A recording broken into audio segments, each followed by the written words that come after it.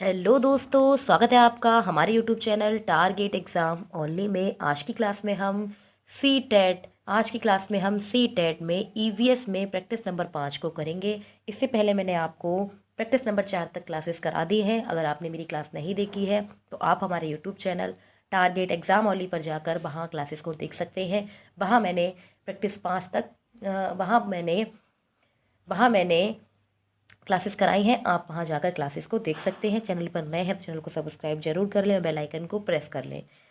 तो आज की क्लास में हम 2019 से 2024 तक के सभी प्रीवियस ईयर प्रश्नों को देख रहे हैं। यह क्लास जो है आपकी 30 नंबर वाली क्लास है, जिसमें आपके 30 नंबर पक्के हो जाएंगे। ठीक है, अब बिना देरी करते हुए क्लास को शुरू करते हैं।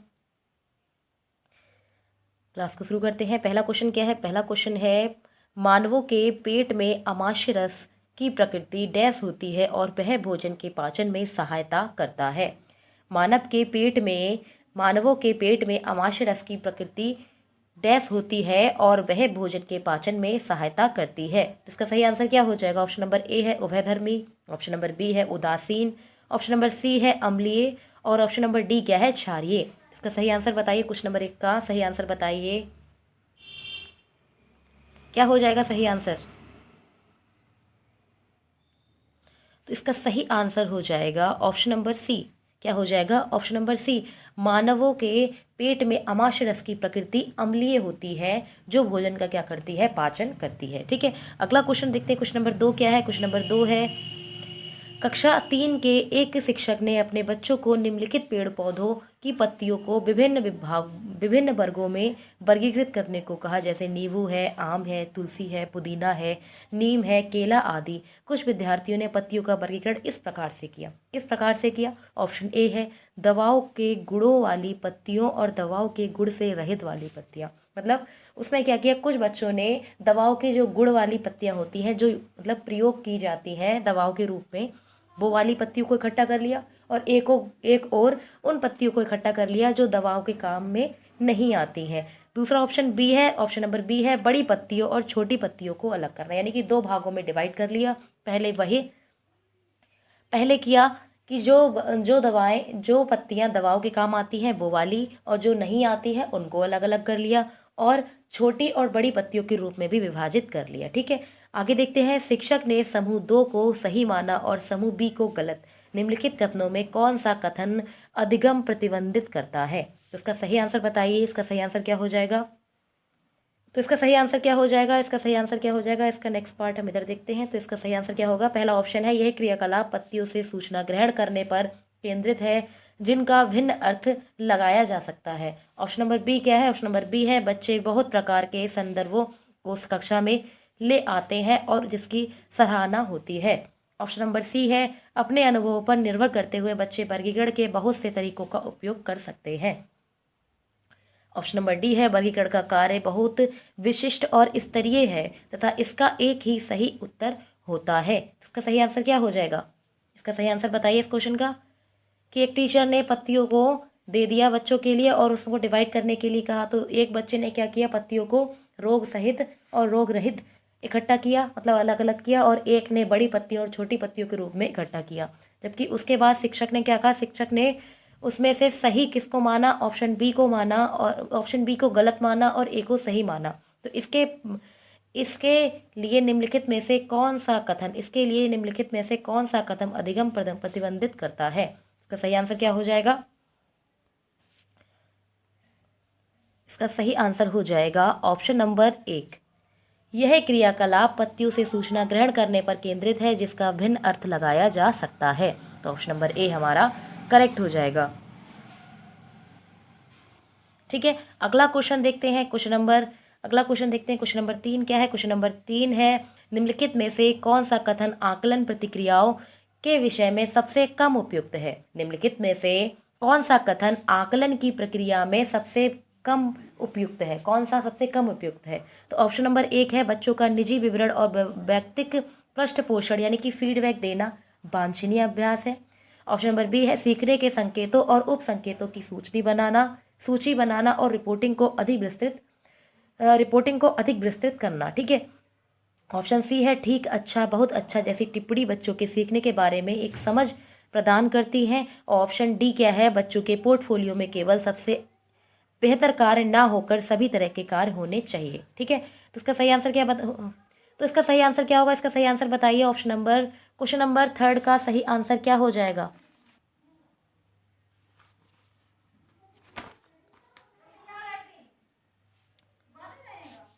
क्वेश्चन नंबर 3 का सही आंसर हो जाएगा ऑप्शन नंबर ए। क्या हो जाएगा? ऑप्शन नंबर ए हमारा करेक्ट हो जाएगा कि बच्चों का निजी विवरण और व्यक्तिगत पृष्ठपोषण फीडबैक देना वांछनीय अभ्यास होता है। यह ऑप्शन जो है वो आकलन प्रक्रिया में विषय में सबसे कम उपयुक्त होता है। ठीक है, ऑप्शन नंबर ए हमारा करेक्ट हो जाएगा। अगला क्वेश्चन देखते हैं। क्वेश्चन नंबर 4 क्या है?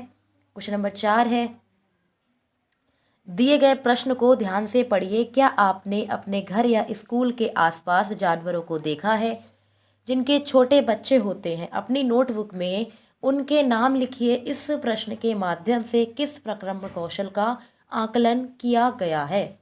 तो ऑप्शन नंबर ए है वर्गीकरण और चर्चा, ऑप्शन बी है परिकल्पना और प्रयोग करना, ऑप्शन सी है न्याय के लिए सरोकार, ऑप्शन डी क्या है अवलोकन एवं रिकॉर्डिंग। तो इसका सही आंसर क्या हो जाएगा? क्वेश्चन नंबर 4 का सही आंसर बताइए क्या होगा? क्वेश्चन को एक बार फिर से देखते हैं कि क्या आपने अपने घर या स्कूल के आसपास के जानवर देखे हैं जिनके छोटे बच्चे होते हैं? अपनी नोटबुक में उनके नाम लिखिए और इस प्रक्रम को कौन से कौशल में हम रखेंगे। इसका सही आंसर क्या हो जाएगा? इस क्वेश्चन का सही आंसर हो जाएगा ऑप्शन नंबर डी अवलोकन और रिकॉर्डिंग। यानी कि बच्चे से कहा गया कि अपने आसपास के जानवरों को देखो, उनके छोटे बच्चों को देखो और उनको नोटबुक में क्या करो, उनके नामों को लिखो। तो उससे क्या होगा, बच्चे अवलोकन और रिकॉर्डिंग कर सकेंगे। ठीक है, अगला क्वेश्चन देखते हैं। क्वेश्चन नंबर 5 क्या है? क्वेश्चन नंबर 5 है, पर्यावरण अध्ययन की अंतः विषय प्रकृति पर्यावरणीय मुद्दों को डैश द्वारा संबोधित करती है। ऑप्शन नंबर 5 क्या है? पर्यावरण अध्ययन की अंतः विषय प्रकृति पर्यावरणीय मुद्दों को डैश के द्वारा संबोधित करती है। तो ऑप्शन ए क्या है? विज्ञान और सामाजिक विज्ञान की विषय वस्तु और पद्धति का प्रयोग करके। ऑप्शन बी क्या है? सामाजिक विज्ञान और पर्यावरण शिक्षा की विषय वस्तु और पद्धति के प्रयोग के लिए। ऑप्शन सी क्या है? विषय और वस्तु विज्ञान की विषय वस्तु और पद्धति के प्रयोग के लिए। ऑप्शन नंबर डी है विज्ञान सामाजिक और पर्यावरण विषय को विषय वस्तु और पद्धति के प्रयोग में। तो ऑप्शन इसका कौन सा करेक्ट हो जाएगा? क्वेश्चन नंबर 5 का आंसर बताइए। क्वेश्चन नंबर 5 का सही आंसर क्या हो जाएगा? क्वेश्चन नंबर 5 का सही आंसर बताइए। तो क्वेश्चन नंबर 5 का सही आंसर हो जाएगा ऑप्शन नंबर डी कि विज्ञान सामाजिक विज्ञान और पर्यावरण शिक्षा को विषय वस्तु और पद्धति के प्रयोग के लिए इसका मुद्दों को प्रयोग करना। ठीक है, ऑप्शन नंबर हमारा डी करेक्ट हो जाएगा। अगला क्वेश्चन देखते हैं। क्वेश्चन नंबर 6 क्या है?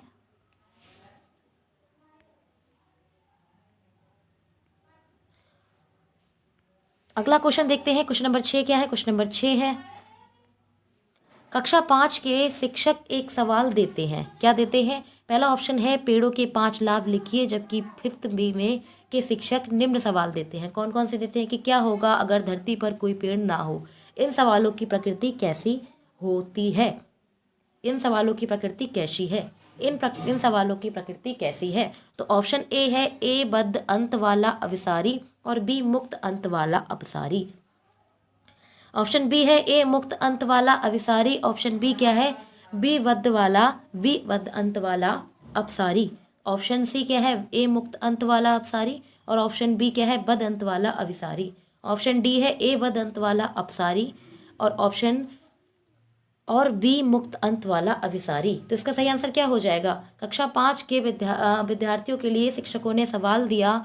एक ने क्या कहा? एक ने कहा 5th ए वालों बच्चों से, शिक्षक ने 5th ए के बच्चों के लिए सवाल दिया कि पेड़ों के 5 लाभ लिखिए, जबकि 5th बी के शिक्षक ने उसे निम्न सवाल दिए कि क्या होगा जब अगर धरती पर कोई पेड़ ना होगा? इन सवालों की प्रकृति किस प्रकार की है? इसका सही आंसर क्या हो जाएगा? सही आंसर बताइए, इसका सही आंसर क्या हो जाएगा? क्वेश्चन नंबर 6 का सही आंसर क्या होगा? तो क्वेश्चन नंबर 6 का सही आंसर हो जाएगा ऑप्शन नंबर बी ए मुक्त अंत वाला अभिसारी और बी बद्ध अंत वाला अपसारी होगा। ऑप्शन नंबर बी हमारा करेक्ट हो जाएगा। अगला क्वेश्चन देखते हैं। क्वेश्चन नंबर 7 क्या है? क्वेश्चन नंबर 7 है, कक्षा 1 में पर्यावरण अध्ययन में शिक्षार्थियों के आकलन के बारे में निम्नलिखित में से कौन सा कथन सत्य है? ऑप्शन ए है मौखिक परीक्षाएं, क्योंकि हो सकता है कि बच्चे लिखने में सक्षम ना हो। ऑप्शन बी है ड्राइंग, क्योंकि बच्चों में इसमें आनंद आता है। और ऑप्शन सी क्या है, शिक्षकों को अवलोकन और रिकॉर्डिंग करवाना। ऑप्शन डी क्या है, किसी को ना रोके, नीति को ध्यान में रखते हुए आकलन की कोई आवश्यकता नहीं है, इस पर ध्यान देना। तो इसका सही आंसर क्या हो जाएगा? क्वेश्चन नंबर 7 का सही आंसर बताइए क्या हो जाएगा? क्वेश्चन नंबर 7 का सही आंसर क्या हो जाएगा?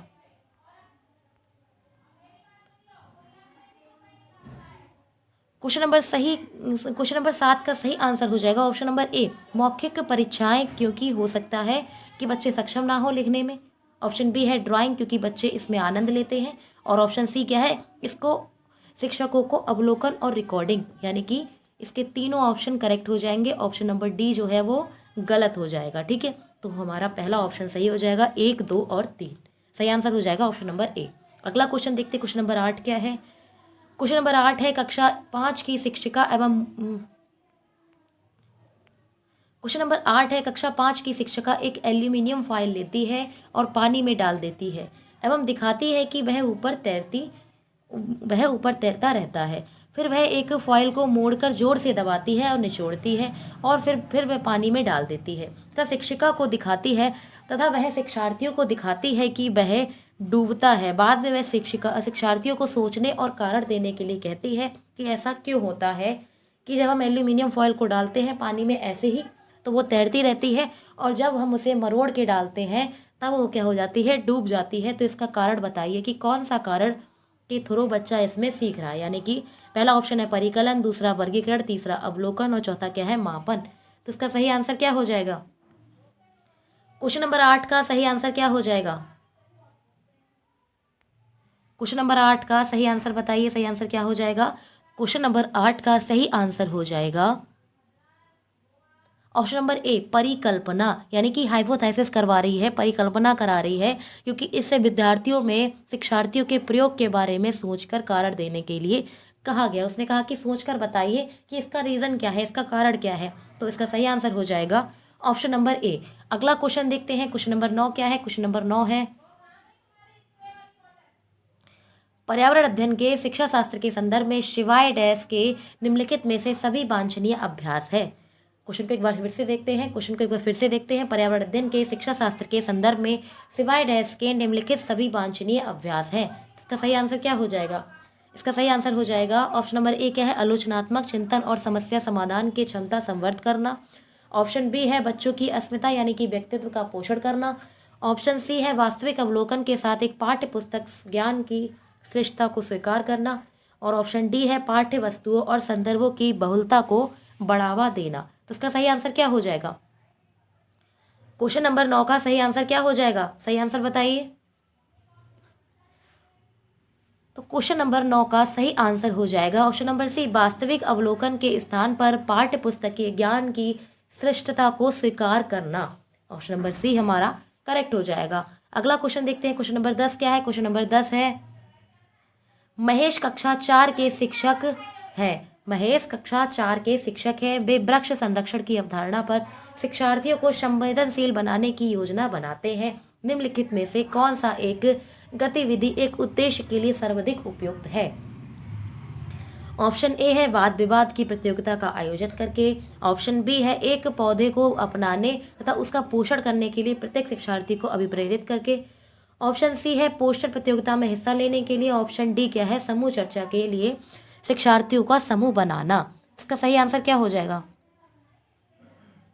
क्वेश्चन नंबर 10 का सही आंसर क्या हो जाएगा कि महेश जो है कक्षा 4 के शिक्षक है, उन्होंने वृक्ष संरक्षण की अवधारणा के लिए शिक्षार्थियों को संवेदनशील बनाने के लिए वे कौन सा प्रयोग करेंगे? तो पहला वाद विवाद की प्रतियोगिता आयोजन करेंगे, गलत है।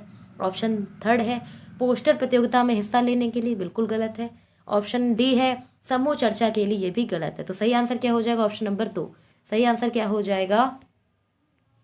सही आंसर इसका हो जाएगा ऑप्शन नंबर 2। कैसे कि एक पौधे को लगाने को महेश शिक्षक जो है वो कहेंगे कि एक पौधे को अपनाने को कहेंगे कि उसका पोषण करें, जिससे प्रत्येक विद्यार्थी उसको लगाए और उसको ऑब्जर्व करे कि किस प्रकार से पेड़ बन रहा है, किस प्रकार से उसमें कार्य हो रहा है। ठीक है, तो ऑप्शन नंबर बी करेक्ट हो जाएगा। अगला क्वेश्चन देखते हैं, क्वेश्चन नंबर 11 क्या है? क्वेश्चन नंबर 11 है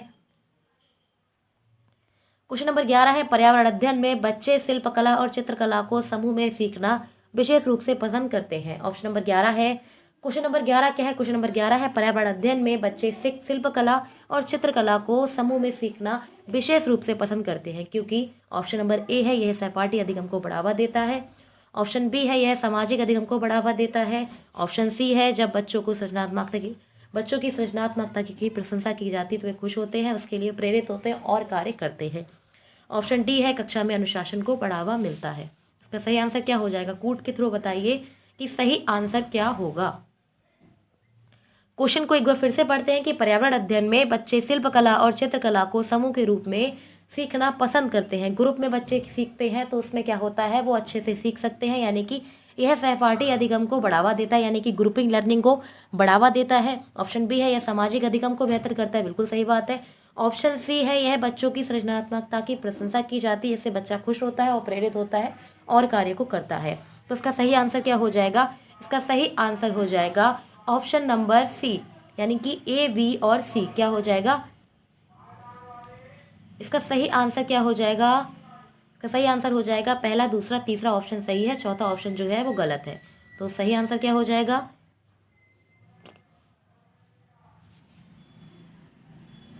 सही आंसर हो जाएगा option number C. Option number C, A, B और सी। ठीक है, अगला क्वेश्चन देखते हैं। क्वेश्चन नंबर 12 क्या है? क्वेश्चन नंबर 12 है प्रयोग करना आकलन का संकेतन है। प्रयोग करना आकलन का संकेतन है। निम्नलिखित में से कौन सा एक प्रयोग करने संबंधों संकेतों का आकलन करने का सबसे उपयुक्त तरीका है? ऑप्शन नंबर ए है चित्र पठन, ऑप्शन बी है सृजनात्मक लेखन, ऑप्शन सी है निर्देशन प्रदर्शन और ऑप्शन डी क्या है? हस्तपरक गतिविधि। तो इसका सही आंसर क्या हो जाएगा? क्वेश्चन नंबर 12 का सही आंसर बताइए। क्वेश्चन नंबर 12 का सही आंसर क्या हो जाएगा? तो क्वेश्चन नंबर 12 का सही आंसर क्या हो जाएगा? क्वेश्चन को एक बार फिर से देखते हैं कि प्रयोग करना आकलन का एक संकेतन है। निम्नलिखित में से कौन सा एक प्रयोग संबंधों संकेतों का आकलन करने के लिए सबसे उपयुक्त तरीका है? इसका सही आंसर क्या हो जाएगा? इसका सही आंसर हो जाएगा ऑप्शन नंबर डी। क्या हो जाएगा? इसका सही आंसर हो जाएगा ऑप्शन नंबर डी, हस्तपरक गतिविधियां। क्या हो जाएगा? ऑप्शन नंबर डी इसका करेक्ट आंसर हो जाएगा। अगला क्वेश्चन देखते हैं। क्वेश्चन नंबर 13 क्या है? क्वेश्चन नंबर 13 है प्राथमिक कक्षाओं में शिक्षार्थियों के पास अनेक प्रक्रमणों में अनेक वैकल्पिक अवधारणाएं होती हैं, जैसे सजीव, निर्जीव, जल चक्र, पौधे आदि। इन वैकल्पिक अवधारणाओं के स्रोत हो सकते हैं। पहला ऑप्शन है परिवार और समुदाय, ऑप्शन बी है पाठ्य पुस्तकें और अन्य पुस्तकें, ऑप्शन सी है शिक्षक, ऑप्शन डी क्या है? कहानी एवं कविताएं। तो इसका सही हमें विकल्प बताना है कूट के थ्रू।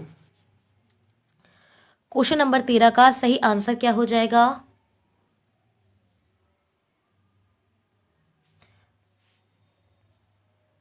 क्वेश्चन नंबर 13 का सही आंसर बताइए। तो पहला ऑप्शन क्या था? परिवार और समुदाय, सही आंसर है, बिल्कुल सही है। पाठ्य पुस्तक और अन्य पुस्तकें, बिल्कुल सही। शिक्षक भी है और कहानी कविताएं सभी, यानी कि इसके चारों ऑप्शन करेक्ट हो जाएंगे। क्या होगा? इस क्वेश्चन के चारों ऑप्शन करेक्ट हो जाएंगे, ए, बी, सी, डी। क्या हो जाएगा? ए, बी, सी, डी। ठीक है, नेक्स्ट क्वेश्चन देखते हैं। क्वेश्चन नंबर 14 क्या है? क्वेश्चन नंबर 14 है क्वेश्चन नंबर 14 है कांच के जार तथा बोतलों को उनमें अचार भरने से पूर्व सूर्य की धूप में अच्छी तरह सुखाया जाता है, ऐसा क्यों किया जाता है? क्वेश्चन को एक बार फिर से पढ़ते हैं कि कांच का जार और बोतलों को उनमें अचार भरने से पूर्व सूर्य की धूप में अच्छी तरह से सुखाया जाता है, ऐसा क्यों किया जाता है? ऑप्शन नंबर ए है उनके तापमान में वृद्धि करने के लिए, ऑप्शन बी है उनमें से धूल हटाने के लिए, ऑप्शन सी है नमी को पूर्णतः हटाने के लिए, ऑप्शन डी है अचार को स्वादिष्ट बनाने के लिए। तो क्वेश्चन नंबर 14 का सही आंसर क्या हो जाएगा? क्वेश्चन नंबर 14 का सही आंसर हो जाएगा ऑप्शन नंबर सी, नमी को पूर्णतः हटाने के लिए सूर्य की धूप को लगाते हैं, जिससे क्या हो, टिब्बा जो जार जो है वो अच्छे से सूख जाए। ठीक है, अगला क्वेश्चन देखते हैं। क्वेश्चन नंबर 15 क्या है? क्वेश्चन नंबर 15 है रेनू की दादी उसे एक सूखा कुआं दिखाती है और बताती है कि 15-20 वर्ष पहले कुएं में पानी था, लेकिन अब ये पूर्णतः सूख चुका है। कुएं में पानी सूखने का ये कारण हो सकता है या सकते हैं? कौन सा कारण हो सकता है कि जो 15-20 वर्ष पहले जो कुआं था उसमें पानी था, अब नहीं है, किस कारण नहीं है? तो क्वेश्चन नंबर 15 का सही आंसर बताइए, क्या हो सकता है? ऑप्शन नंबर 1 है पेड़ पौधों तथा कुओं तथा उनके आसपास की मिट्टी को सीमेंट से ढक दिया गया है। बिल्कुल सही बात है। आसपास के इलाकों में बहुत सारे बोरिंग पंप हो गए हैं। ऑप्शन सी है। प्रत्येक व्यक्ति के घर में अब नल होने के कारण कोई भी कुएं का प्रयोग नहीं करता है। तो इसका हमें आंसर बताना है कूट के थ्रू। इसका आंसर हमें कूट के थ्रू बताना है कि सही आंसर क्या हो सकता है। क्वेश्चन को एक बार फिर से पढ़ते हैं कि रेनू की दादी उसे एक कुआं दिखाती है और बोलती है कि 15-20 साल पहले इन कुओं में पानी हुआ करता था, लेकिन अब जो पानी है वो सूख गया है। तो इसका सही कारण क्या हो सकता है? इसका सही कारण क्या हो सकता है? कूट के थ्रू बताइए सही कारण क्या हो सकता है। तो पहला ऑप्शन है पेड़ पौधे और कुएं के आसपास के स्थान की मिट्टी से क्या हो गया है, आसपास कुएं के आसपास के जो पेड़ पौधे हैं उनको खत्म करके उसमें मिट्टी के सिर्फ सीमेंट के द्वारा कर दिया गया है, ढक दिया गया है, जिसके कारण क्या हो गया है, पानी सूख गया है। ऑप्शन बी है आसपास के इलाकों में बोरिंग पंपों का निर्माण किया गया है, जिसके कारण क्या होता है, जिसके कारण कुओं में पानी खत्म हो गया। तो इसका सही आंसर क्या हो जाएगा? ऑप्शन नंबर 1 और 2। ऑप्शन नंबर 1 और 2 इसका करेक्ट हो जाएगा। तो कूट के थ्रू कौन सा ऑप्शन ठीक होगा? कूट के थ्रू सही आंसर हो जाएगा ऑप्शन नंबर ए और बी दोनों सही। ठीक है, तो 15 नंबर क्वेश्चन का सही आंसर हो जाएगा ऑप्शन नंबर बी। क्या हो जाएगा? ऑप्शन नंबर बी करेक्ट हो जाएगा। अब हम क्लास को यहीं पे ख़त्म करते हैं। आज की क्लास में हमने प्रैक्टिस नंबर 5 को कंप्लीट किया। आज की क्लास में हमने प्रैक्टिस नंबर 5 को कंप्लीट किया। ठीक है, यह हमारा ईवीएस का PYQ सेशन है, जिसमें हम 2019 से 2024 तक के प्रीवियस ईयर क्वेश्चन को कर रहे हैं। क्लास अच्छी लगी तो लाइक शेयर सब्सक्राइब करें और अपने दोस्तों में शेयर करें। Thank you.